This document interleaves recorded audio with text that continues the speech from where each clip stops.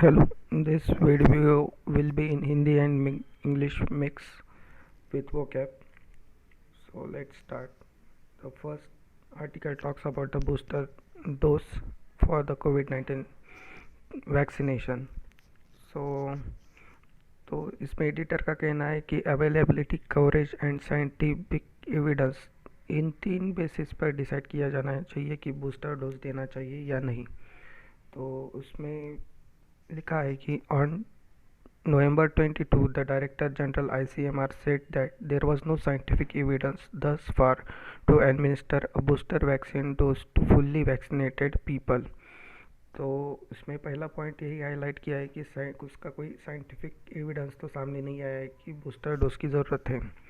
The priority instead was to increase the percentage of people who are vaccinated with the 2 doses. जो already हमारे पास अभी करना चाहिए तो वो 2 डोज जो है वो पहले हमें कंप्लीट करनी चाहिए। The health minister too said the priority was on fully vaccinating all adults than on booster shot immunization, though adequate vaccines were available. तो हेल्थ मिनिस्टर का भी यही कहना है कि जो ऑलरेडी हमें लोगों को पहले 2 डोज के साथ वैक्सीनेट करना चाहिए बूस्टर डोज लेने से पहले। Even when there was growing clamor from few states for booster doses, once the new variant with higher transmissibility causing a huge surge in cases in South Africa became known, the government has reiterated that any decision on booster doses will be based solely on scientific recommendations. तो कुछ state है कि उन्होंने इस बात के ऊपर काफ़ी ज़ोर दिया था कि बूस्टर डोज देना चाहिए। तो क्लैमर का मतलब है कि टू डिमांड समथिंग, और बहुत तीव्रता से उसकी डिमांड करना। सर्च मीन्स कि उस चीज़ में राइज होना या अपवर्ड मूवमेंट, और रिटरेट मीन्स कि फिर से दोहरा दिया है। तो यही कहना है कि अगर इवन दो कि स्टेट्स का डिमांड रहेगा कि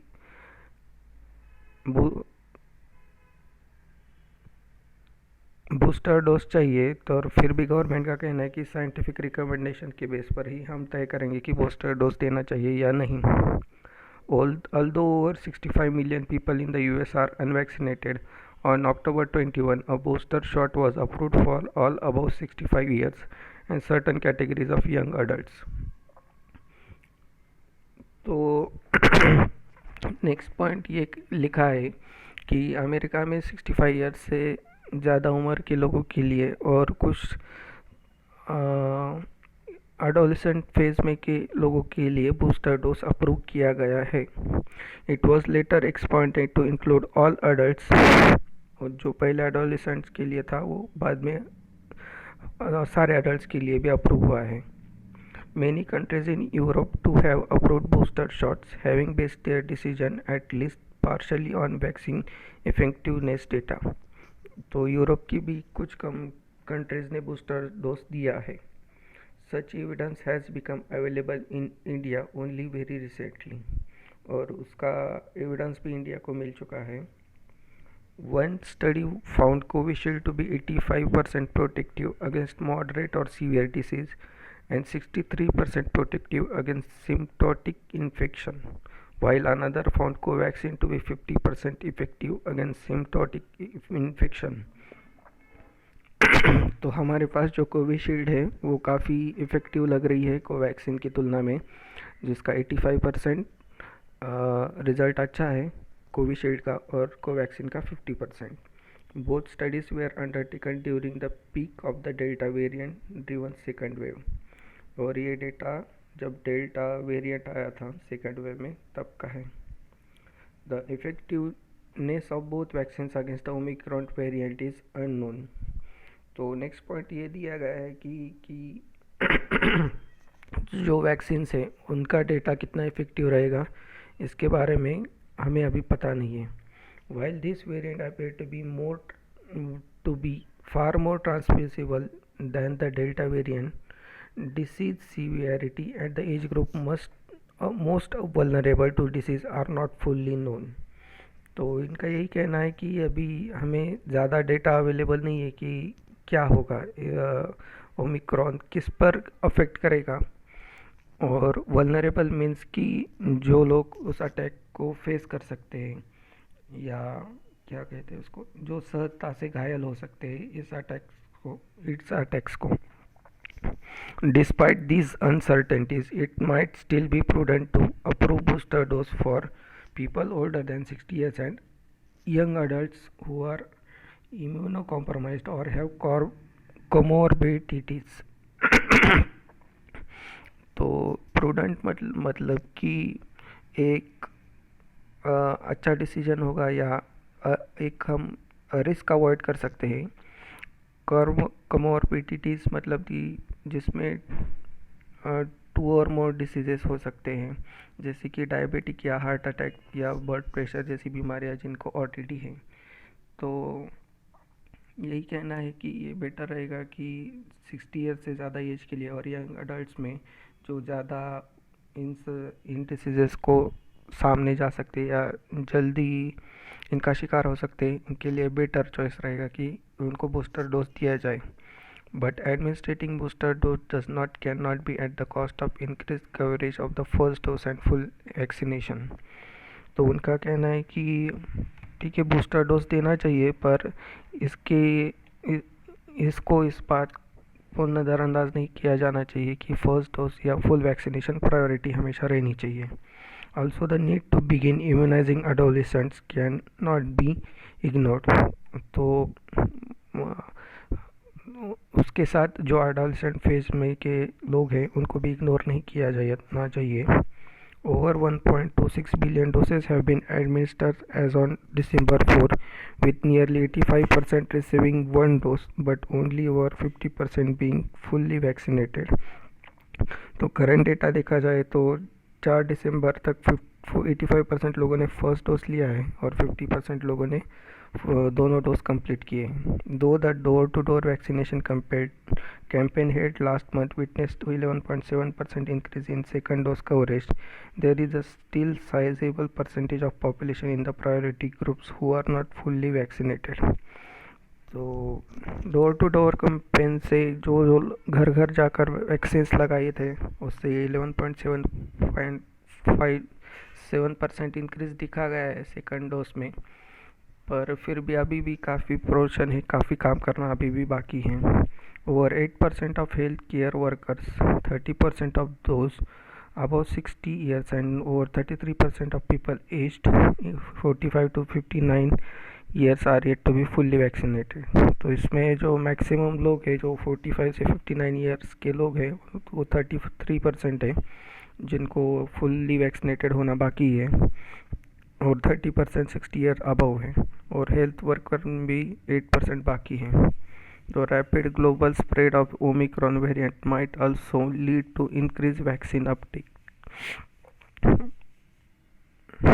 तो अपटेक मीन्स कि जो लेना चाहते हैं देना चाहिए उनको वैक्सीन, क्योंकि फ़िलहाल की कंडीशन ओमिक्रॉन को देखते हुए ये वैक्सीनेशन जल्दी होना चाहिए। While a sufficient supply of Covishield, which accounts for nearly 90% of vaccines administered, might be able to meet the demand, the priority should be increased vaccine coverage and not boosters, particularly so as India will be under pressure to supply vaccines to the global south. तो यही कहना है कि पहले vaccination करो, पहले सारे dose complete करो और फिर बूस्टर डोज दो, क्योंकि हमें जो साउथ एशियन कंट्रीज़ हैं उनको भी हमें वैक्सीन्स प्रोवाइड करनी पड़ेंगी। Next article talks about the party and power and the political violence in Kerala.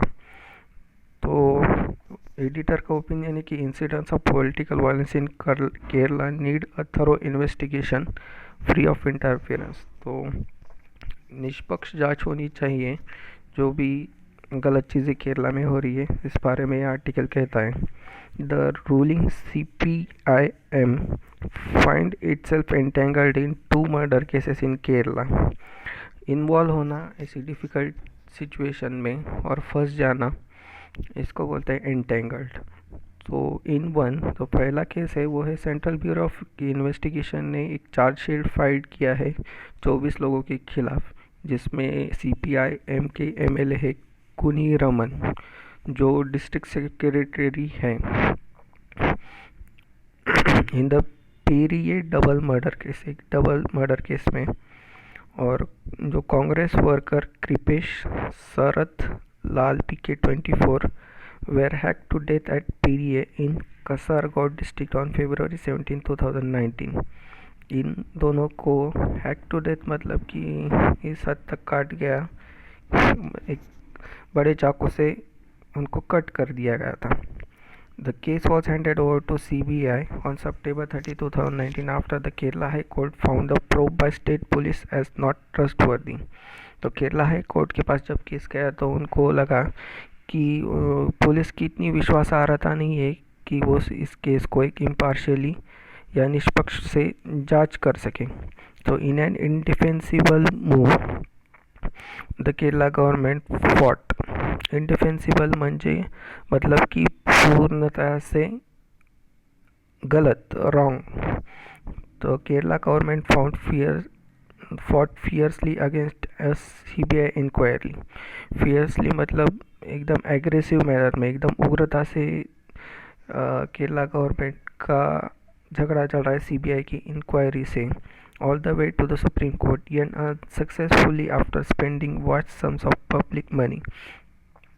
In the second, the Sandeep Kumar, a local committee secretary of the party, was killed by a gang of 5 people led by a neighbor who is associated with the BJP youth wing last week in Pathanamthitta district. तो ये second case है संदीप कुमार के बारे में कहता है, जो BJP का वर्कर है, जो 5 लोगों द्वारा मारा गया है।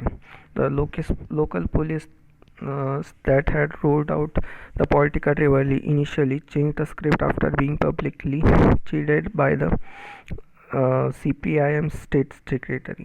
तो इस केस में भी लोकल पुलिस ने अपनी जांच निष्पक्ष नहीं की थी। उन्होंने इसमें इस बात को तो कम्प्लीटली नकार दिया था कि इसमें कोई स्पर्धा है पॉलिटिकल, जिस वजह से खून हुआ है। लेकिन बाद में जब स्टेट सेक्रेटरी CPIM के उन्होंने गुस्सा दिखाया अपना, उन डांट दिया, तब उन्होंने इसमें बदलाव किया है। In both cases the ruling party allegedly attempted to influence the investigations by the state police, the first to shield its worker and the second to add political who which may or may not survive to the gruesome murder of its activist। तो पहले case में तो उन्होंने अपने आदमी को बचाने की कोशिश की है, और सेकंड केस में उन्होंने इसको एक राजकीय रंग देने की कोशिश की थी। इन दोनों मर्डर केस में गुरुसम मतलब जो एक शॉकिंग इंसिडेंट था। The CPIM's responsibility is twofold: a cadre party that exercises immense control over its workers, and as the ruling party which is responsible for law and murder। तो यही कहना है कि इस पार्टी को, जिसकी वर्कर के ऊपर काफ़ी कंट्रोल है, उनको एक रिस्पॉन्सिबली बिहेव करना चाहिए। The party claims authority over the conduct of its cadres, including their personal lives in many instances। उनकी पर्सनल वर्कर्स की पर्सनल लाइव्स तक भी इस पार्टी का पेनिट्रेशन है या कंट्रोल है। The party must make it clear that it would not tolerate violence by its members। It must also allow the police to function independently and professionally। तो police को भी निष्पक्ष जांच करने देनी चाहिए, और अपनी पार्टी के वर्कर को भी अपनी तरफ से एक मैसेज देना चाहिए पार्टी ने। But the trend seems to be the opposite. But actual में ये सारी चीज़ें उल्टी ही हो रही है। Even convicted criminals link to the party have been recipients of state favours when they serve prison terms. जो कन्विक्टेड होते हैं, मतलब कोर्ट ने जिन्हें दोषी पाया होता है, ऐसे क्रिमिनल्स भी पार्टी से फेवर्स लेते हैं या पार्टी के लिए ख़ास होते हैं, जब वो जेल में अपनी सज़ा काट रहे होते हैं तभी भी। Mr. Kunhi Raman and three others are charged by the CBI under the section of obstruction to lawful apprehension of the accused person. Obstruction means the बाधा डालना और apprehension means that जिसके ऊपर शक है ऐसा आदमी apprehension. They forcefully released some of the accused who were taken into custody by the state police in the PDA case, according to the CBI. The Justice Unit of the party has questioned the CBI finding in case and called it politically motivated. It is a specious argument. ये तो हमेशा की बात हो गई है कि ऐसा कुछ हो जाता है तो इसका इल्ज़ाम अपोजिट पार्टी पर डाल दिया जाता है और एक मिसलीडिंग स्टेटमेंट होता है. The origins of the CBI inquiry were due to judicial process that went through three stages, irrespective of the merits of the CPIM claim of being a victim of violence by political opponents. It is the duty of the state government to protect the lives and liberty of the citizen and ensure speedy justice through due process in incidents of the violence whether or not these have political motivations. तो यही है कि state government का duty बनता है कि वो अपना काम निष्पक्षता से करें. Thank you.